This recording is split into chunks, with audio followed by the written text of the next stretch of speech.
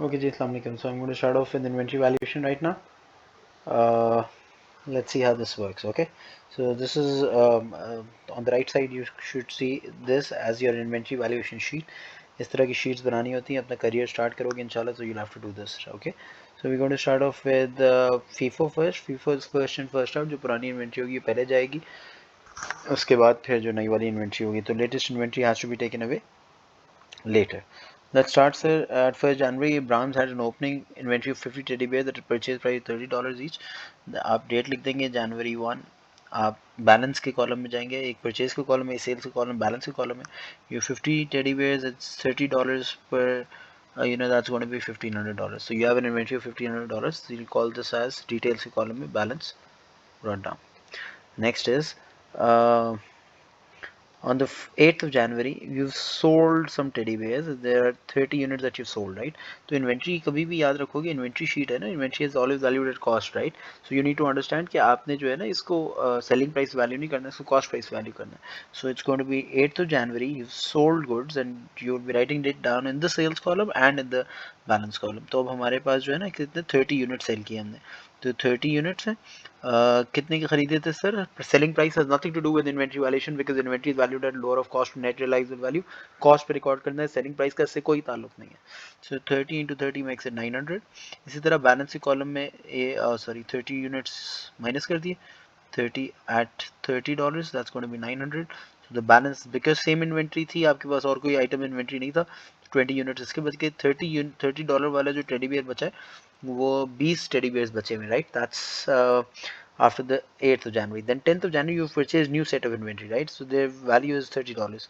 So on the 10th of January it's purchases and that's going to be 100 units at $30. That makes it 300. Now you will put this into your balance column as well. Sorry, इसको एक line नीचे कर लेते हैं. That's purchases 100 units of teddy bear purchased at $30 each. That makes it 3000. इसको हम balance के column में लिख देते हैं 100, $30 and 3000. ठीक है जी. You need to understand कि total कितना हो गया 120. $30 वाले ही हैं आपके पास, कोई different value पे inventory नहीं है, so that's हम इसको total कर सकते हैं. That's why, right? Next is on the 12th of January, you're selling 80 units. That's 12th of January. You write down sales. In the sales column, you write down 80 units gone. 30 unit, $30 वाले. Sorry, just go. हर दफ़ा एक line नीचे जाना है, सही है? That's 12th of January, I guess. Sales is 80 units. That's 80 at 30. That makes it 2,400, I guess. 80 units on the 12th of January. So 80 gone. At 30, 2,400 gone. So you have now an inventory left of 40 teddy bears who valued at $30 each, leaving a total of $1,200. Now the 21st of January you purchased a new set of inventory and this is now valued at a different price, right? So 120 units hai. That's on the 21st of January. 21st of January purchases 120 units at 30.5, right? So I'm going to zoom out थोड़ा सा, आप zoom in करके देख लेना. So it's going to be 120 units that you've purchased at 30.5 and the value is going to be 120 into 30.5, 3660. 3660. In the balance column you write down 120 units at 30.5. that makes it 3660. Now you're not going to total them. Why? Because ये दोनों inventories are different valuation पे. एक $30 वाले teddy bear बड़े हुए, एक 30.5 वाले teddy bear. अब जब तुम इशू करोगे ना, यहाँ पे लाइन बना रहा तो उसको टोटल नहीं करना है क्योंकि फीफो है, फर्स्ट एंड फर्स्ट, और पुरानी इन्वेंट्री पहले जाएगी फिर नई वाली इन्वेंट्री जाएगी. On the 28th of January you'll be selling how many units? 90 units. बेटा 90 units जो है ना हम फीफो कर रहे हैं. That's 28th of January लिखो, सेल्स लिखो. जब सेल्स करोगे ना तो 90 यूनिट्स एक साथ नहीं निकालने. पुराने वाले 40 यूनिट जाएंगे सबसे पहले, जो $30 वाले 40 टेडी बेयर्स थे वो पहले निकलेंगे. उसको 40 माइनस करोगे, 30 और 1200 गॉन. ठीक है, पुरानी वाली इन्वेंट्री गई. अब तुमने सेल्स की तुम्हारी 90 में से 40 यूनिट्स तुम निकाल चुके हो पुराने वाले, क्योंकि फर्स्ट इन फर्स्ट आउट जो पहले आया वो पहले जाएगा. ठीक है जी. उसके बाद बचे आपके पास 50 यूनिट्स जो 30.5 वाले हैं. 30.5 वाले 50 यूनिट्स करोगे तो 50 इंटू 30.5 मेक्स इट 1525. ये 1525 हो गया. ये 50 यूनिट्स ये भी चले गए. एट 30.51525। अब जो इन्वेंट्री आपके बची है वो सिर्फ 30.5 यूनिट वाली बची है। 120 यूनिट थे आपके पास, आपने खरीदे थे 30.5 वाले, वो अब उसमें से 50 चले गए हैं। So you left with 70 units that are valued at 30.5 and the total value is going to be 70 into 30.5, 2135 के का बैलेंस बचा हुआ है आपके पास। ये जनवरी कंप्लीट हो गया। फिर फरवरी 1st you sold another 50 units, 50 units पर सेल किए फरवरी 1st, February 1 sales is 50 units you've sold, right? तो 50 यूनिट्स गए, सिर्फ एक ही इन्वेंट्री पड़ी है 30.5 वाली। 50 इंटू 30.5 करो, 50 इंटू 30.5 मेक्स इट 1525। ये 50 चले गए, 30.5 1525, तो बच गए सिर्फ 20 टेडी बेयर्स। 20 टेडी बेयर्स बचे हैं वो 30.5 के ही हैं। That makes it 610 I guess. Let me do my calculation. 20 into 30.5 that makes it 610। ठीक है जी। फिर फरवरी 14 को आपने नए खरीदे 150 एट $31। महंगा होता जा रहा है, राइट? दैट्स परचेजेस, एक लाइन छोड़ के, sorry, purchases. You've gotten 150 new at 31। तो ये 150 एट 31 वाले अलग इन्वेंट्री आइटम है। आपके पास पुराने भी पड़े हुए हैं जो 30.5 वाले हैं। This is going to cost you what 4650। इसको बैलेंस में ऐड कर देना, मतलब बैलेंस के कॉलम में 150 31 4650। यू नीड टू अंडरस्टैंड कि ये दो अलग अलग इन्वेंट्रीज हैं, इनको साथ ऐड नहीं कर सकते because first in first out है। पहले पुराना वाला जाएगा फिर नया वाला जाएगा, राइट? फरवरी 1st के बाद ये था फरवरी 14th एंड देन फरवरी 23rd was 100 units sold, right? February, sorry, 23rd, आप लिखेंगे February 23rd sales of 100 units। so 100 units जब सेल कर रहे होगे ना तो 100 एक साथ नहीं निकालने, 20 पुराने वाले जाएंगे, फर्स्ट इन फर्स्ट आउट, जो पहले आए वो पहले जाएगा। ये 610 ये गए, उसके बाद 100 यूनिट्स में से 20 ये चले गए, तो 80 $31 वाले बेचे आपने। तो 80 इंटू 31 कर लो, दैट मेक्स इट 2480।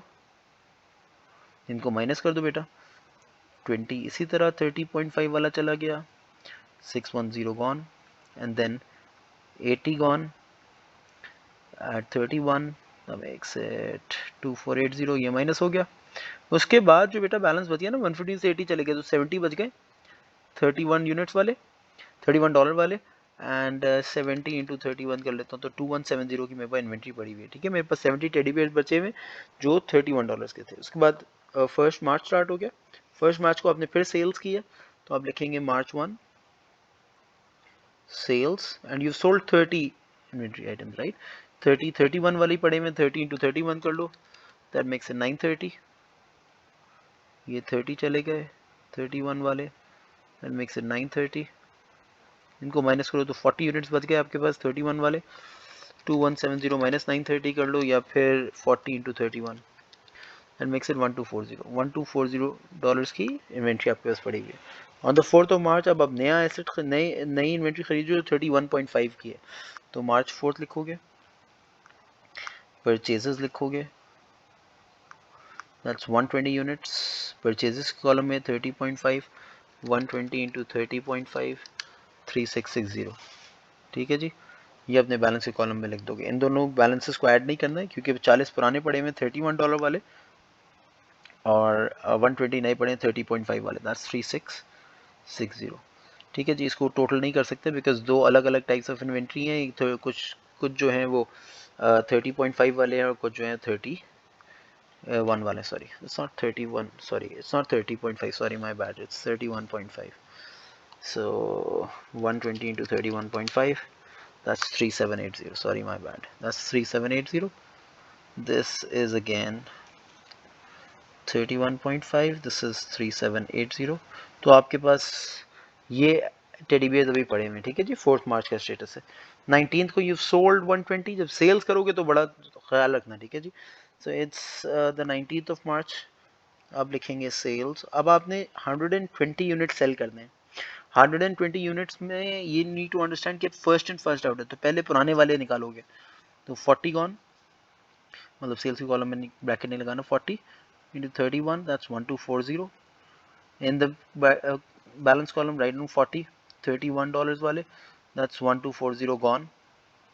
अब जो 120 थे उसमें से 40 चले गए, तो अब 80 बचे।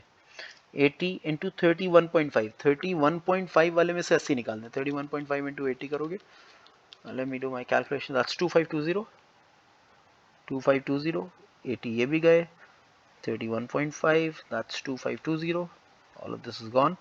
Now you have an inventory left of $31.5 वाले 40 बचे हुए हैं। 31.5 into 40, 40 into 31.5, that's 1260। ठीक है जी। उसके बाद 23rd of March को आपने दूसरी इन्वेंट्री खरीदी है, that's 100 units at $32, right? This is what March, just give me, that's 23rd of March, आपने परचेज किए 100 units $32 वाले, that makes it 3200। सॉरी, इसको नेक्स्ट लाइन में लिख देते हैं। ठीक है जी। ये हम बैलेंस के कॉलम में ऐड कर देंगे 100, 32, दैट मेक्स इट 3200। ये हो गया। उसके बाद इसको टोटल कर लेंगे। टोटल करने की ज़रूरत नहीं है बिकॉज दो अलग अलग टाइप्स ऑफ इन्वेंट्री। 27th मार्च को you sold 120 items, right? So on the 27th of March you're selling 120 items. You need to understand that this is first in first out. तो पुराना पड़ा हुआ है ना, वो पहले निकलेगा, 40 जाएगा, 31.5, 1260, इसी को बैलेंस में लिखोगे, 40 gone, 31.5, 1260 is gone now. Now हमारे पास हमने सेल करने थे 120 यूनिट्स, उसमें से 40 निकल गए, तो 80 यूनिट जाएंगे, $32 वाले 80 यूनिट्स भी चले जाएंगे। तो 120 में से 40 निकाल दो, दैट मेक्स इट 80, 80 इंटू 32 कर लो, सो 80 times 32 makes it 2560, 80 gone, 32, 2560। now what you left with is going to be your closing inventory, right? क्योंकि साल की अब सारी ट्रांजैक्शन खत्म हो गई। you need to understand, हमारे पास 100 थे, 100 is 20, तो 20 यूनिट्स बचे हैं $32 वाले, that makes it 6400। this is the value of your closing inventory using inventory valuation sheet using the method of FIFO. FIFO is accepted by IAS2। Please understand कि ये closing inventory की sheet बनती है, ये हर महीने की बनती है, हमने 3 महीने की बनाई है, ये पूरे साल की बनती है, राइट? एंड ये तो सिर्फ टेडी बेयर से, you might have different items, तो उसमें बहुत गौर से करना है, ठीक है? अब आपको कराऊंगा in the next video. Thank you so much, good bye.